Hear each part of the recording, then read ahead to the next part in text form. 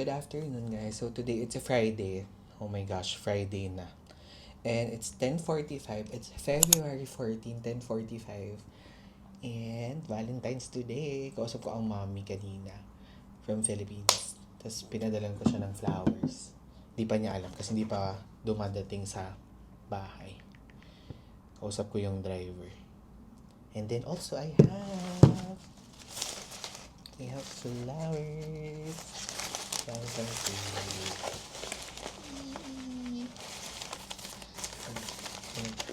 Ma-deliveran kami ng flowers. Then later, hindi ko sure kung saan kami pupunta pa. After work, mag-dinner kami saglit somewhere to celebrate Valentine's, of course. And here's Kylie. Here's Kylie. It's Kylie, my love. Say hi. Hi, vlog. Give me no Tony. It's in my... So, ayun. Work muna ako. After nun, let's see later kung saan pupunta. See ya!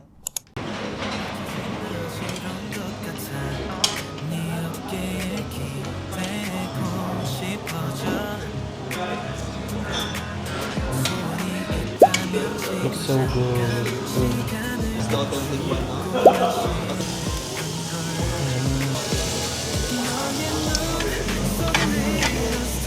Guys, if you guys are looking for authentic na Korean na samgyeopsal, dito sa may Gangnam Korean restaurant sa may Old Meta.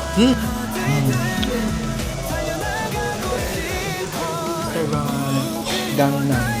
So we ordered galbi, kimbap, kimchi jjigae, yung soup. Kasi nakita ko yun sa TikTok, nag-crave ako nun. Tapos ngayon nagko-Korean restaurant kami. Nakalala lang to sa amin yung sister ko. Kasama namin dito dati sila mom. Look!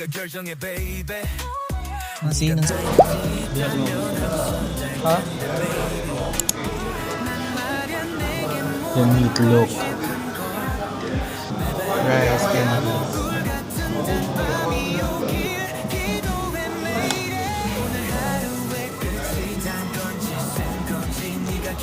Yung buto-buto pa, ribs. Ay, ito yung famous nila na iced coffee. Nakaka-happy yung food nila. Kasi comfort food, feeling ko nasa Korea kami.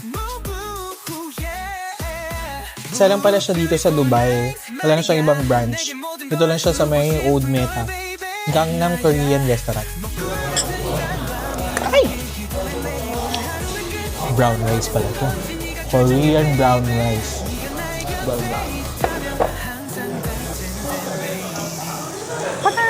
Very fresh. Fresh na fresh. Although, medyo nasa pricier side siya. Pero, sulit, no? Sulit. I mean, kasi isang barbecue na around na, magkano? 90, no? 90, pero sulit siya, grabe. Ito naman yung walang buto. Look at that. Grabe, ang galing. Tinan mo. Tinan mo naka-zoom siya. Umuusok-usok pa. Di ka ba naman matakang kung nanonood ka dito?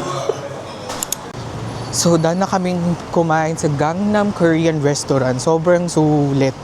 Babalikan ng babalikan. Sin legit na Korean feels.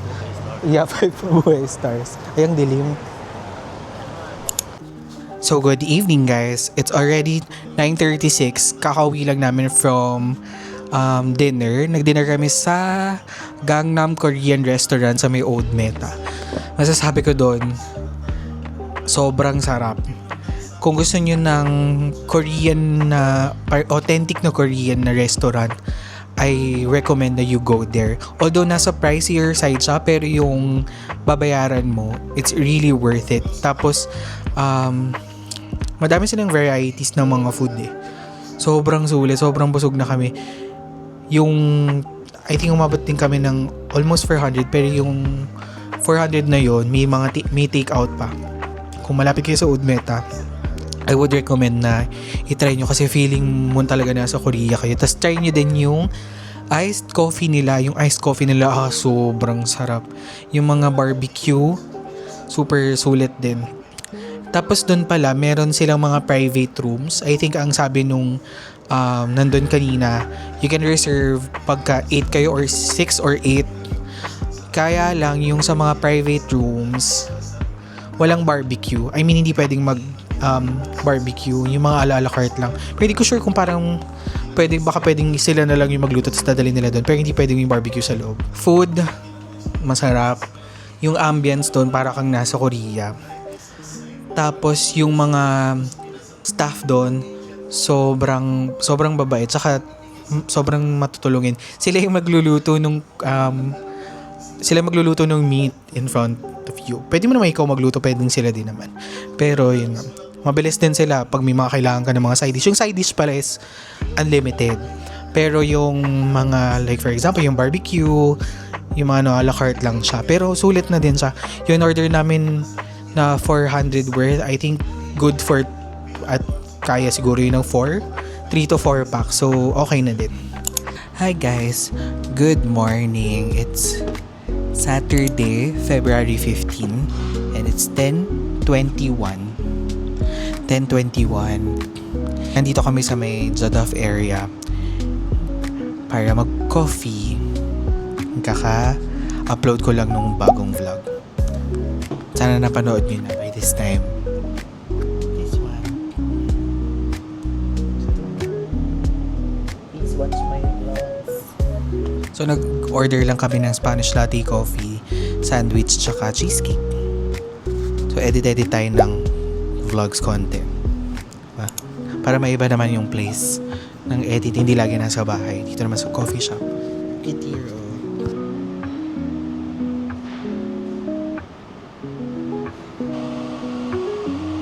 Hindi pa masyado crowded, although morning pa kasi. Tsaka medyo hindi pa siya ganun kapansin. Pero maganda yung coffee shop. Check natin kung masarap yung food tsaka yung coffee.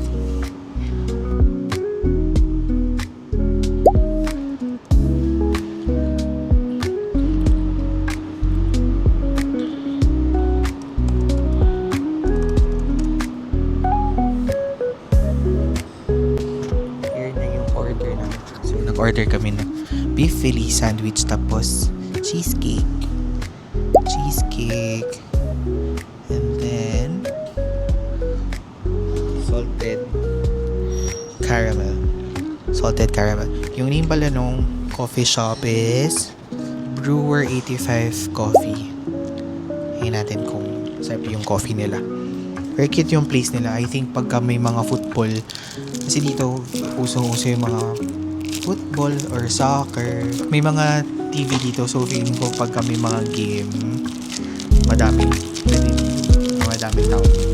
Sa akin kasi wala masyadong tao pa.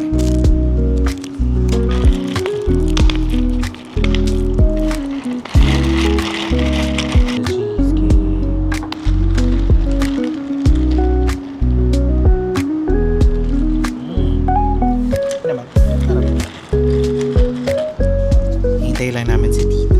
Meron siyang interview. Dumating na yung sandwich. Ang laki pala nito. Look.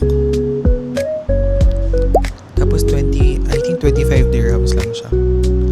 Winner now. Diba? Mukha siyang masarap. Tapos may salad on the side pa. Mura. Mura yung mga coffee dito tsaka yung food.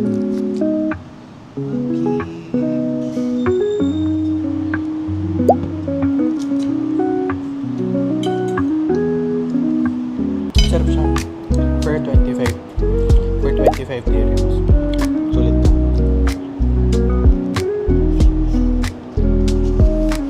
It's like hidden gem.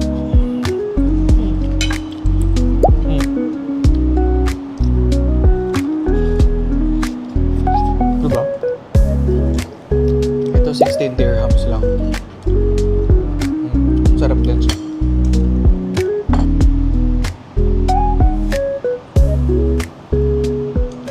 Good afternoon guys. So today it's a Sunday. It's February 16, 2:26 in the afternoon. So andito kami ngayon sa may Maldives City Center para mag-ikot-ikot and then late lunch kami dito sa may Sushi Arts. Kasi crave ng Japanese food. Japanese. So, order kami ng chicken, yung mga katsu, teriyaki, sashimi, and mga rolls. Volcano rolls, and then soft drinks.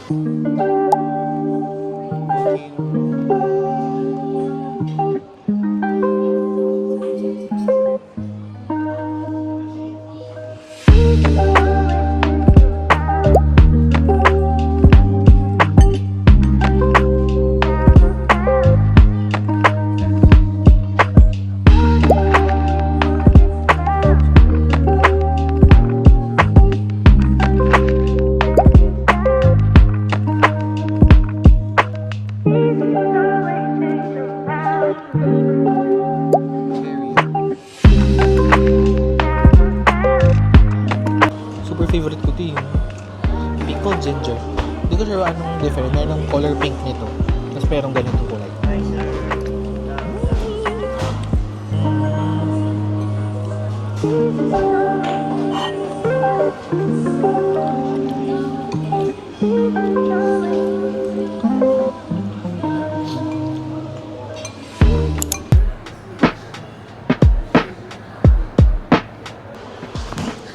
Katatapos lang namin mag-lunch and we're here at Pete's Coffee. Try namin yung Pete's Coffee kasi nakita namin to sa TikTok na masarap daw yung coffee nila. So let's try. Nag-order ako ng Havana na iced coffee. Si Rendel nag-order siya ng, ano yung sa'yo? Caramel frappe. Frappe. Kasi nung nag-order kami, frappe ng frappe sa akin. Ano ba talaga yun? Frappe or frappe? How do you pronounce frappe?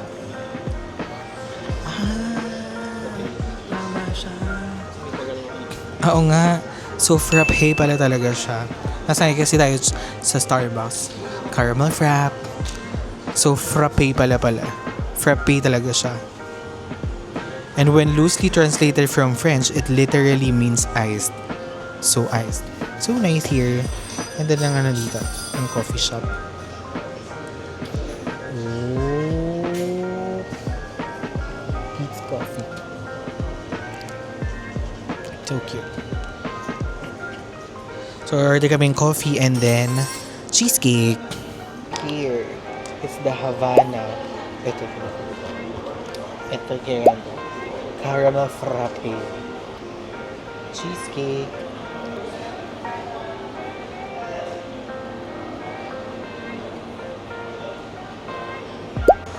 Looks so good.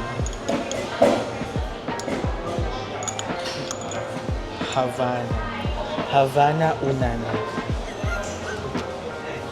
Let's try. Itong chocolate na to. Nutella?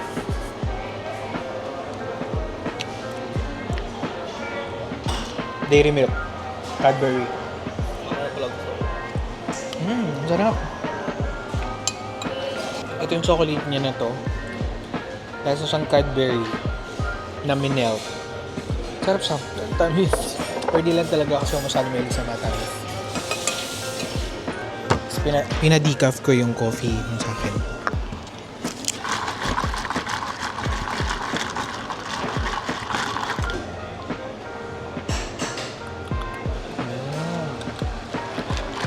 May lasa siyang dip. Kakaiba.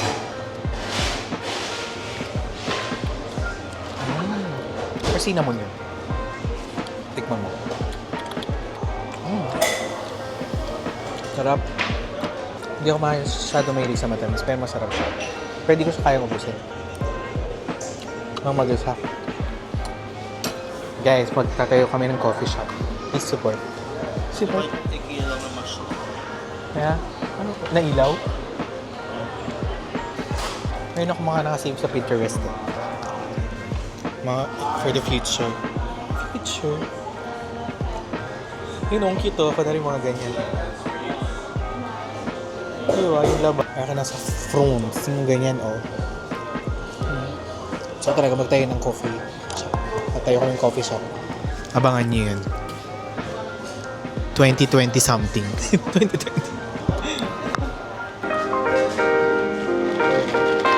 Saan kayo pati mga kliyente mo yung travel goods? Saan sinigintay na mag-shop sa lipas ng coffee shop? Para mas manageable.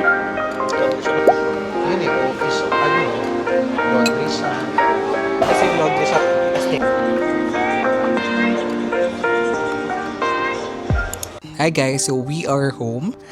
So galing kami ng Maldives City Center kanina. So pumili lang kami sa Sun and Sand Sports ng shorts ni Rendell for jogging, and we ate dun sa Sushi Art.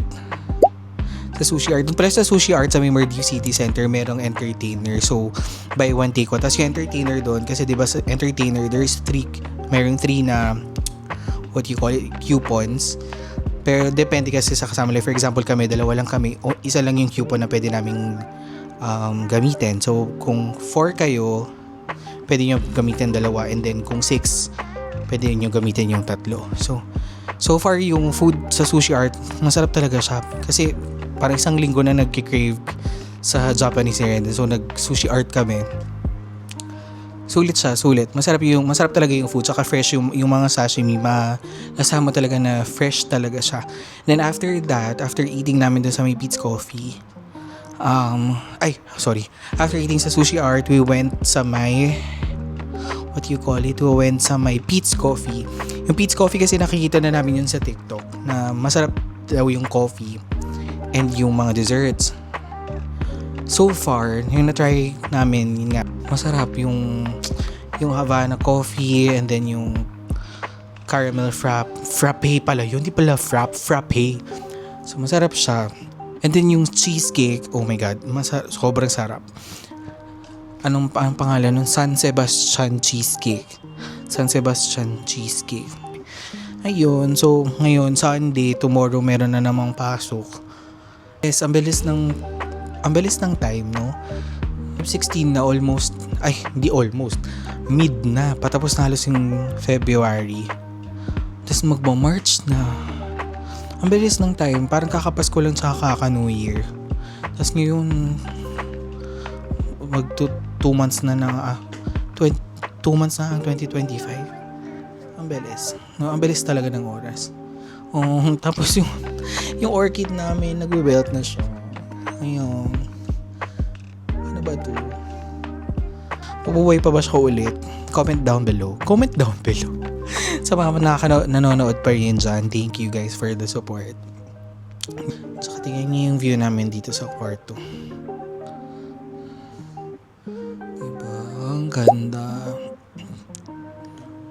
Kita yung Burj Khalifa, yung Dubai frame.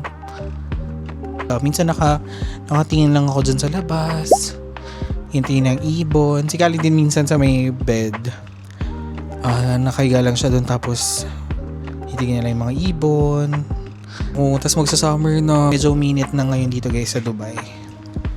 Hindi na siya malamig. Ayoko pa naman ng summer kasi initin ako. Katamad na namang lumabas. Yung mga outdoor activities dito or yung mga outdoor places, hindi na masyado pupuntahan kasi syempre sobrang init, lalo na dito sobrang umabot ng 40 degrees to 42 degrees minsan yung init. Pero pag lumamig naman, malamig. Yan, di ba minsan nga 12 degrees or 13 degrees, malamig naman. Yun guys, chill lang muna tayo dito today. At pahinga kasi tomorrow ay may pasok na naman. Good morning guys. So today it's Tuesday. It's February 18. Kapalit ako ng bedsheet today kasi naka 2 weeks na din. Naka 2 weeks hindi pa ako papalit. So magpapalit ako ng bedsheet at maglilinis ako ng room.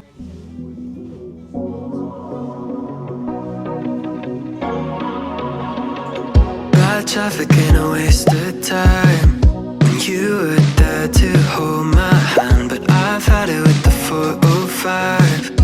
You said I'd missed my last chance, but I know that you've been asking about me. If I tried though to get you back, would you let me? It might take some time to change your mind, but maybe everything we can make it right. This take me back in your eyes, blinking at me like a caution light. I wonder if you see it. I don't really need a single other reason to make it mine. It might take some time to change your mind. I know. I wish I never let you go. If I took you for a top-down drive, just you and me and an empty road, maybe I can make it cross your mind. Jump back in, baby,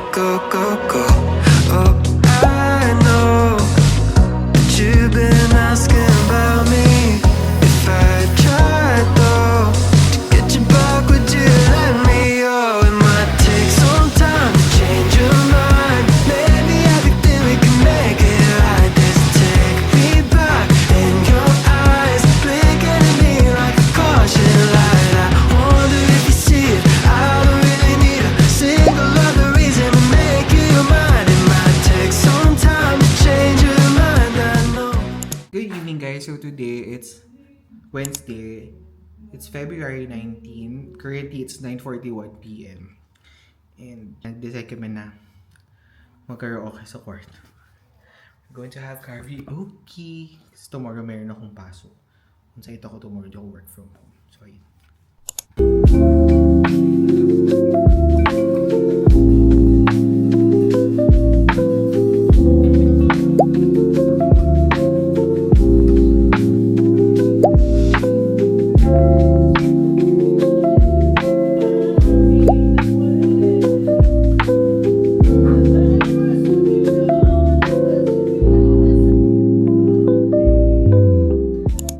Good evening guys. So today it's a Friday. So kakatapos ko lang mag-work and mag-walking kami ni Kali. Lalabas ko siya for walking. Say hi.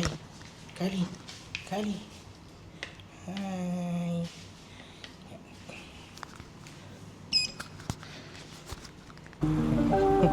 Buhat-buhat ko muna siya kasi punta kami dun sa may area na hindi masyado madami yung cars na dumadaan.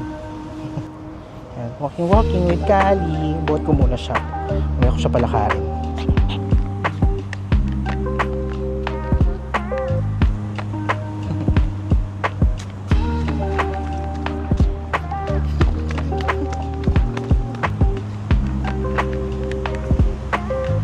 Go!